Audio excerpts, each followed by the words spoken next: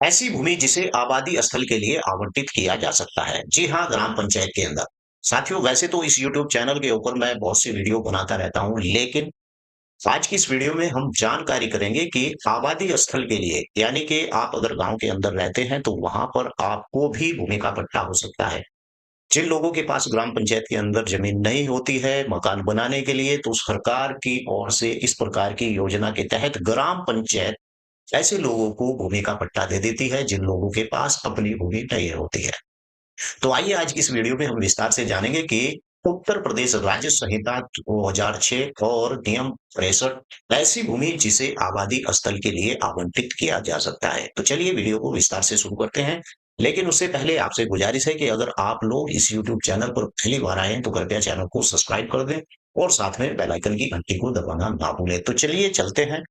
साथियों, जैसा मैंने बताया था कि ग्राम पंचायत के अंदर ऐसे लोग अगर गांव के अंदर रहते हैं जिनके पास आबादी के लिए मकान, मान लीजिए कि सरकार की ओर से कोई मकान की योजना आती है, तो उसके पास ऐसी भूमि नहीं होती है कि जिसके ऊपर वो, यानी कि सरकार से मकान लेकर, यानी कि अ, इस प्रकार से अपना मकान सेटलमेंट कर सके। ऐसे बहुत से गरीब होते हैं ग्राम पंचायत के अंदर या गांव के अंदर के उनके पास रहने के लिए ज़मीन नहीं होती है और सरकार उन्हें मकान देना चाहती है, लेकिन उनके पास इस प्रकार का कोई पट्टा वगैरह नहीं होता है। तो आज की इस वीडियो में मैं आपको विस्तार से बताऊँगा उत्तर प्रदेश राज्य संहिता 2006 ऐसी भूमि जिस पर आबादी स्थलों के लिए आवंटित किया जा सकता है। यानी कि उपजिला अधिकारी की स्वप्रेरणा, यानी उपजिला अधिकारी अगर जिसे चाहे मान लीजिए कि आप अनुसूचित जनजाति के व्यक्ति हैं और आपके पास ग्राम पंचायत के अंदर इस प्रकार की भूमि नहीं है, तो ग्राम पंचायत के अंदर अगर आप रहते हैं, तो उप जिला अधिकारी अपनी स्वेच्छापूर्ण भी ऐसे व्यक्ति को रहने के लिए आबादी स्थल दे सकता है। लेकिन दूसरी प्रक्रिया ये है कि ग्राम पंचायत के अंदर इस प्रकार की भूमि के पट्टों का आवंटन होता है।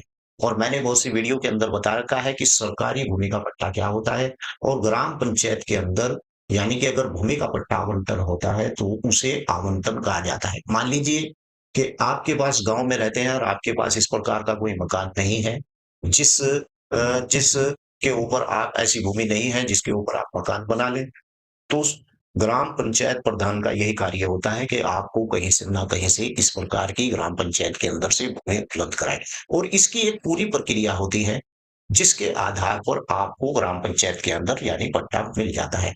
मैंने आपको दिखा भी रहा हूँ स्क्रीन के ऊपर कि नियम 63 के अंदर ऐसी भूमि जिसे आबादी स्थलों के लिए आवंटित किया जा सकता है। यानी कि ऐसी कौन सी भूमि है? धारा 59 में और धारा उपधारा 2 और खंड 1 के अधीन ग्राम पंचायत को सौंपी समझी गई हुई जमीन, यानी कि ग्राम पंचायत के अंदर एक भूमि प्रबंधक समिति होती है और उस समिति के काम होता है लोगों को भूमि के पट्टे आवंटन करना।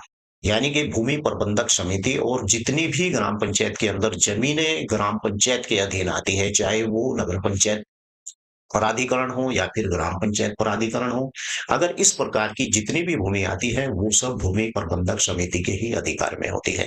यानी कि धारा 59 के अंतर्गत ग्राम पंचायत को जो जमीनें सौंपी गई हैं, उन जमीनों के अंदर, यानी कि ग्राम पंचायत की भूमि प्रबंधक समिति ऐसे लोगों को चिन्हित करती है जिन लोगों के पास भूमि के पट्टे नहीं होते हैं या जिन लोगों के पास सरकार मकान देना चाहती है लेकिन उनके पास भूमि नहीं है।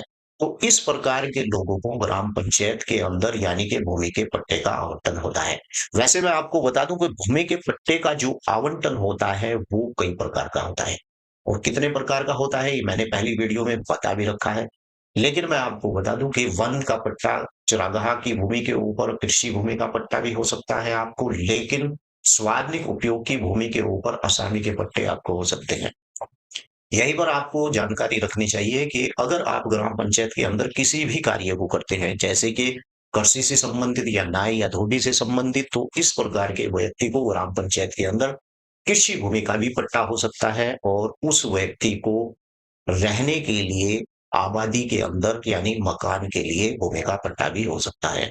लेकिन यहाँ पर एक शर्त होती है, अगर आप किसी ग्राम पंचायत के अंदर रहते हैं और आप सामान्य जाति से हैं, ओबीसी जाति से हैं, आपको वहाँ पर भूमि का पट्टा हो जाता है। तो इन दोनों के लिए ये नियम है कि अगर आप सामान्य जाति से हैं, तो अगर आपको भूमि का पट्टा हुआ है, तो 3 साल के अंदर-अंदर उस भूमि के पट्टे पर आप मकान बना लें। अगर आपको भूमि का पट्टा मकान बनाने के लिए हुआ है, यही नियम फॉलो करता है ओबीसी के व्यक्ति पर। अगर ओबीसी के व्यक्ति को भी मकान बनाने के लिए भूमि के आवास के लिए भूमि दी गई है, तो उसे भी 3 साल के अंदर-अंदर मकान बना लेना चाहिए।